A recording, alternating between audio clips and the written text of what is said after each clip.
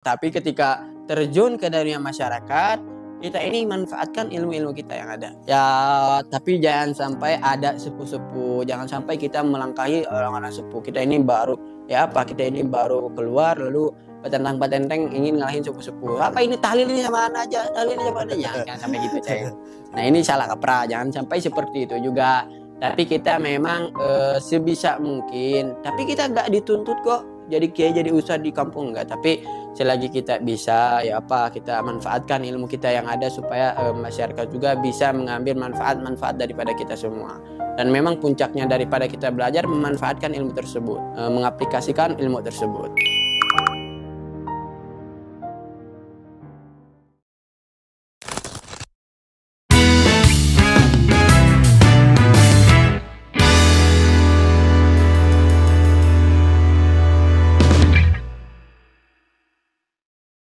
Assalamualaikum warahmatullahi wabarakatuh.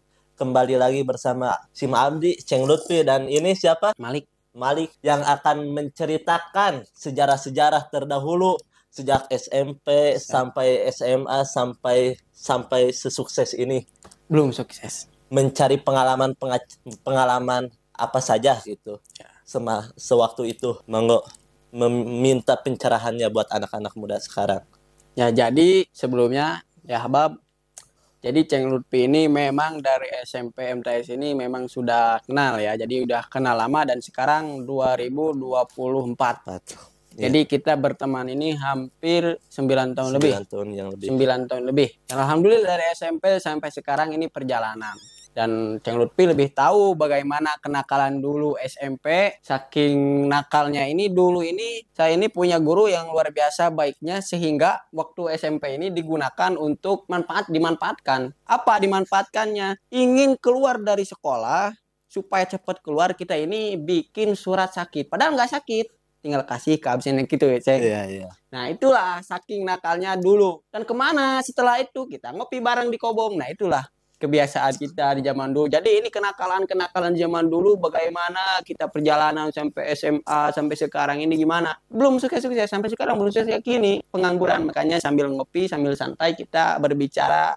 bagaimana pengalaman pribadi dan pengalaman Ceng Lutfi. Beliau juga punya pengalaman dan akhirnya kita ini di waktu masa SMP ini memang waktu-waktu kelam. Bisa dibilang waktu-waktu kelam. Dan saya ini memang dari SMP, bukannya sombong atau apa, tanyakan Ceng Lutfi, saya ini dari SMP dikejar-kejar oleh wanita, gak tahu. Masya Allah karena bahkan ini waktu SMP ini ada yang suka 3 orang, gak tahu.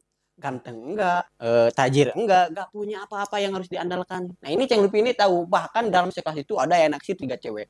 Saking naksirnya ini 3 orang ini berkelahi atau bermusuhan karena merebutkan orang yang jelek seperti saya. Ini Ceng Lutfi lah saksi yang ada ya, Ceng. Nah, inilah Ceng Lutfi ini mungkin sahabat karib. Jadi kalau bolos sekolah, izin pura-pura sakit, tapi jangan dicontoh, ini masa kelam ya. Kita ini pergi ke Kobong untuk ngopi, sekedar ngopi-ngopi, ngobrol, tidur, waktunya pulang kita pulang. Dan ini memang jangan ditiru sekali lagi ya, Ahbab, karena kita ini dolim kepada orang tua kita, betul, Ceng? Betul. Karena dulu ini gimana caranya kesenangan, dan jangan cukup sampai sini, jangan sampai antum semua ini mengikuti apa jejak langkah yang buruk daripada kita. Nah, Ceng. Iya, betul. Saya berpisah dengan Anda itu dengan 3 tahun pergi ke sekolah dan 3 tahun lagi pergi ke pesantren. Ya. Gimana pendapat Anda tentang pesantren itu tersebut? Jadi begini, Ceng, dulu ini waktu saya mondok ini, anak mondok ini nggak ada niatan buat mondok. Tapi karena tahu saya punya abi ini, ya bisa dibilang Ustadz, kayak saya ini berpikir, oh ini tuh tuntutan. Jadi emang mau gak mau saya ini harus mondok. Oh iya. Ya, tapi di balik itu setelah terjun ke dunia pesantren ternyata jatuh cinta, Ceng. Makanya sampai sekarang saya ini masih santri Majiltu Thaliban. Saya ini masih santri. Dan yang lebih lucunya ini waktu dulu saking karena muka saya ini serem, Ceng, dan pergaulan saya dengan preman-preman, jadi saya tahu. Nah, waktu dulu ini perpisahan, waktu mau pisah, ya gimana lah, waktu emang umur udah besar. Tetapi waktu perpisahan, waktu mau mondok, abi saya ini almarhum, Allah yarham, beliau ini waktu saya nangis ini peluk, nangis sama ibu, minta doanya kayak gimana sama saudara-saudara. Tapi waktu peluk sama orang tua, sama abi ana ini, bukannya dikasih nasihat atau apa, malah bilang kayak gini, Ceng, Masa preman cerik? Namanya preman cerik. Nah, itulah. Abi saya ini luar biasa. Jadi beliau ini mempunyai cara didik yang Diri ekstrim. sendiri. Diri sendiri lah. Iya. Memang dari dulu ini saya gak pernah dipuji di hadapan teman-temannya atau di hadapan murid-muridnya, gak pernah mendengar sekalipun pujian daripada beliau. Tapi memang ketika bukan saya yang mengagungkan diri, ketika nggak ada anak-anaknya, beliau ini menceritakan kisah anaknya. Nah, begitulah mendidik ayah saya. Ya, waktu mau mondok di Ceng begitu. Ingat itu di bawah pohon durian, nangis jadi-jadinya ya karena apa? Terbiasa hidup di rumah, terbiasa bebas, motor-motoran, ngopi, nongkrong sama teman-teman. Ya ini apa? Masuk ke dunia pesantren. Dan yang lucunya Ceng, jadi gini, perjalanan dulu pesantren tuh sebelum ke pondok pesantren yang dulu SMA saya di sana. Nah, saya ini ditujukan ke pondok pesantren yang dimana pondok pesantrennya ini tahfiz Quran basisnya. Ketika melihat peraturan yang ada, kalau melanggar ini 1000 poin, melanggar ini 1000 poin. Ya apa? Kalau anak saya melanggar tuh ini harus bakal dikeluarin. Ya, walaupun terkadang kan kamu dari SMP nakal itu ya. Ya, memang itu.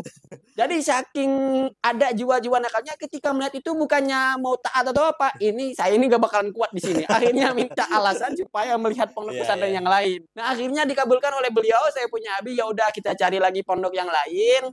Nah, ketika datang ke pondok pesantren yang saya dulu belajar di situ, saya melihat, oh ini semuanya hutan, luar biasa. Ini ada waktu ngopi, ada bisa saya ini kabur kayak gimana. Itu pikiran-pikiran nakal kayak gitu, Ceng.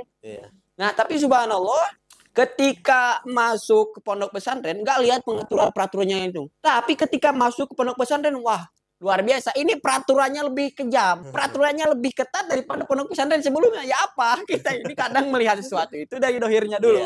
Nah, itulah cara itu. Ya mungkin karena kasih sayangnya beliau, saya punya abi, udah kamu mondok, kamu harus mondok. Dan alhamdulillah semua anak ini mondok, Ceng. Alhamdulillah. Nah, itu pengalaman saya. Bukannya dikasih nasihat, didoakan, tapi beliau hanya bilang, kamu ini preman kok nangis, katanya sambil dipeluk. Tapi kan terkadang pujian itu racun buat anaknya. Memang seperti itu. Makanya para ulama kita ini nggak suka dipuji. Terkadang ulama-ulama yang sudah tingkatannya luar biasa, magomnya luar biasa, ketika di suatu golongan ia terkenal atau diketahui, ia menjauhi dunia tersebut. Nah, itulah. Untuk meningkatkan giroh untuk yang belum pesantren gimana itu caranya? Tapi Ceng, Anda perlu ketahui waktu itu nggak langsung betah kan. Memang jiwanya meronta-ronta, jiwa luarnya ini. Jadi dulu saya ini punya teman yang kurang ajar, tapi memang dengan wasilah beliau ini, orang ini teman saya ini betah di pondok. Gimana meningkatkan girohnya itu? Nah gini, jadi sebelum saya ini anak betah di pondok ini gini. Jadi dulu ini pengen keluar. Nah, ini tanya ke sobat Ana, ini jalan keluar ini gimana nih? Saya mau keluar nih, mau keluar pondok. Karena tunjukin dong jalan keluar, saking hutannya kan. Anda gak tahu gimana jalannya. Katanya orang ini, ya udah ente jangan keluar, ayo kita ngopi. Itulah teman kurang ajar. Bukannya ditunjukin, mau kabur, malah diajak ngopi nih, Ceng. Ke hutan kok, ini sampai ke hutan, ngopi di tengah hutan, Ceng, ngopi. Tapi dengan sebab wasilahnya beliau, walaupun ya kurang ajar, kita ini baru masuk kok langsung ngelanggar. Tapi dengan sebab ini alhamdulillah, jadi keterusan jadi enak mondok nih. Masya Allah. Jadi saya ini perlu berterima kasih ini ke teman kurang ajar menurut kita. Tapi dengan wasilah beliau ini akhirnya cinta mondok. Walaupun dengan cara salah gitu mungkin ya seperti itu mungkin ya bentuknya salah, tapi ini kasih sayang, mungkin hakikatnya ini kasih sayang supaya ini jangan sampai keluar pondok lah. Betul. Nah ini dengan cara dia sendiri. Jadi tadi gimana meningkatkan giroh mondok pesantren ini gimana cara menghafal. Nah ini memang butuh proses, apalagi orang-orang yang baru masuk mondok pasti keinget-inget rumah. Pasti keinget orang tua, bagaimana orang tua di rumah, bagaimana orang tua. Jadi begini, Ceng. Kita ini di pondok kalau berpikir tentang, jangan sampai berpikir kita ini gimana nanti la tufakir hadal bab. Kita ini jangan berpikir tentang hal-hal ini. Apalagi seumuran, ya kalau untuk seumuran anak-anak SMP, anak-anak SMA mungkin belum berpikir seperti kita, Ceng. Jadi cukup meningkatkan giroh kita bisa melihat keadaan di rumah. Orang tua ini sayang, bukan karena kita dipondokan ke pesantren, berarti kita ini paling buruk daripada keluarga, bukan. Justru di pondok pesantren ini pendidikan lebih luar biasa. Ceng tersendiri. Ada nahu, ada sorof, ada fikih, ada qaidul fikih, ada usul fikih, ada hadis, ada mustalah hadis, ada tafsir, balaghah. Ya, banyak. Bahkan kita ini orang tua ini persepsinya salah. Oh, ini anak saya ini pinter, harus dimasukkan ke sekolah-sekolah yang negeri luar biasa. Kalau ini yang kurang pintar dimasukkan pesantren, nah ini salah kaprah, Ceng. Ente tahu sendiri bagaimana pendidikan di pesantren. Kalau nggak kuat ini kepala botak, kepala botak. Makanya persiapkan. Nah, ini bukan berarti orang tua kita ketika memasukkan kita ke dalam pondok pesantren benci sama kita atau kurang sayang sama kita karena kita anak yang nggak pintar mungkin. Nah, ini salah. Nah, kita cukup ketika meningkatkan giroh kita, semangat kita untuk belajar, kita melihat orang tua di rumah kita usaha untuk kita mondokkan anaknya supaya anaknya begini, supaya anaknya begitu. Dan perlu dicatat, walaupun anak kalian ini bukan anak seorang kiai atau anak ustaz, saya ini bukan anak kiai, anak ustaz, ini salah kaprah.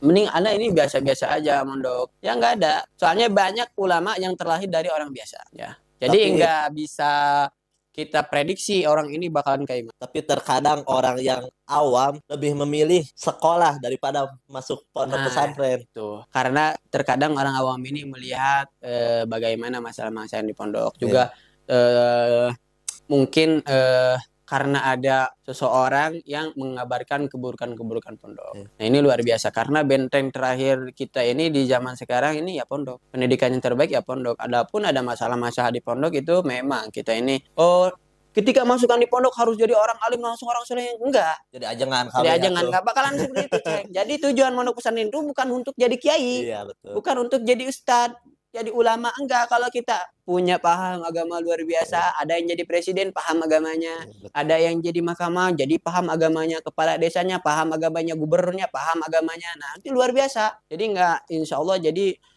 memang pondok pesantren ini benteng terakhir menurut saya di zaman sekarang ini supaya anak kita enggak menjamin selamat, tapi ini daripada sebab-sebabnya ini. Sebabnya kita mondokkan anak pesantren ya apa, kita ini kadang orang tua ini pengen punya anak soleh tapi nggak mau mengantarkan anaknya ke majelis ilmu. Ustaz, ini anak saya kok pengen soleh, pengen ini, diantarkan ke pondok pesantren. Ya apa yang mau didoakan, Ceng? Karena nggak tahu, doanya aja nggak tahu. Mungkin yang berdoa yang kecil-kecil aja apa, Allahumma barik lana fima rojaktana wa qina adzabannar. Itu mungkin itu yang dibacakan.